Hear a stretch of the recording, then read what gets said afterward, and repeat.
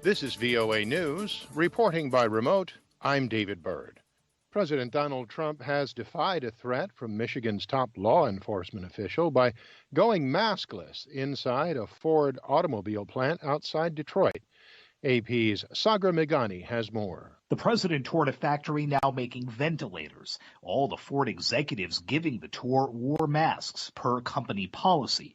The president alone did not, at least not where reporters and cameras could see him. I had one on before. I wore one in this back area, but I didn't want to give the press the pleasure of seeing it. And at one point, pulling a White House branded mask from his pocket. I think I look better in the mask. Asked what kind of example it set for the public not to see him wearing it. I think it sets an example both ways. Michigan's Attorney General earlier told CNN state law requires masks be worn in enclosed facilities, and if the president refused to wear one, he'd be banned from those spaces again.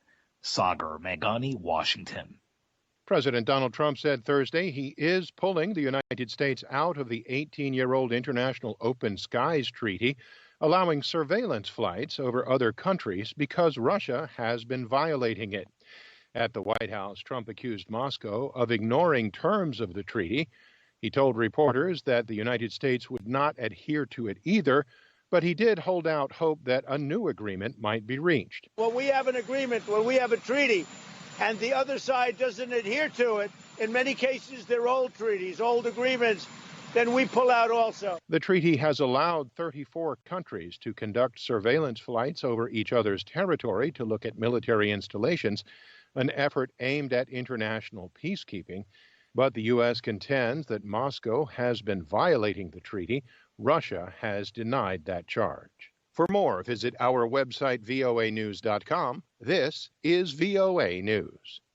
More than 2.4 million people applied for unemployment benefits last week in the latest wave of layoffs from the coronavirus pandemic.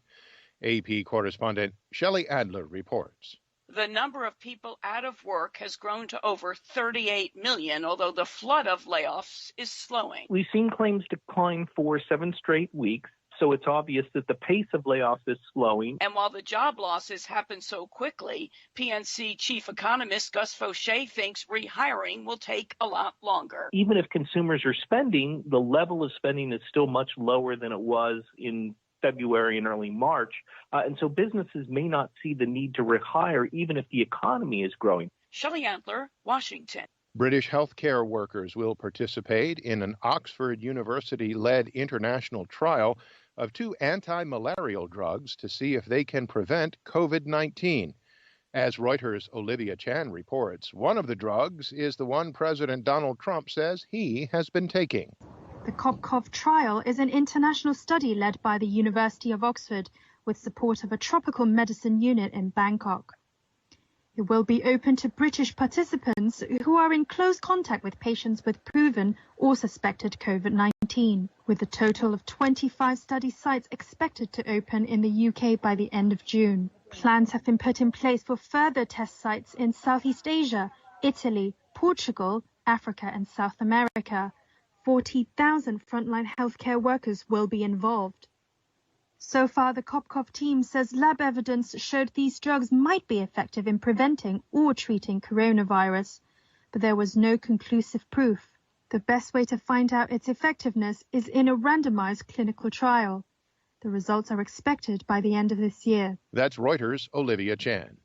Wide swaths of coastal India and Bangladesh are flooded and millions are without power as Cyclone Amphan, the most powerful storm to hit the region in more than a decade, has cut a path of destruction that is still being assessed.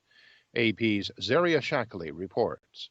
Many parts of the Indian metropolis of Kolkata, home to more than 14 million people, are underwater, and its airport has closed briefly by flooding. Roads are littered with uprooted trees and lampposts, electricity and communication lines are down, and centuries-old buildings are damaged.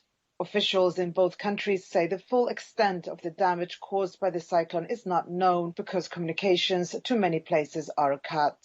Hundreds of thousands of people were evacuated ahead of the storm, a process complicated by the coronavirus pandemic. I'm Zaria Shakli. Reporting by remote, I'm David Byrd, VOA News.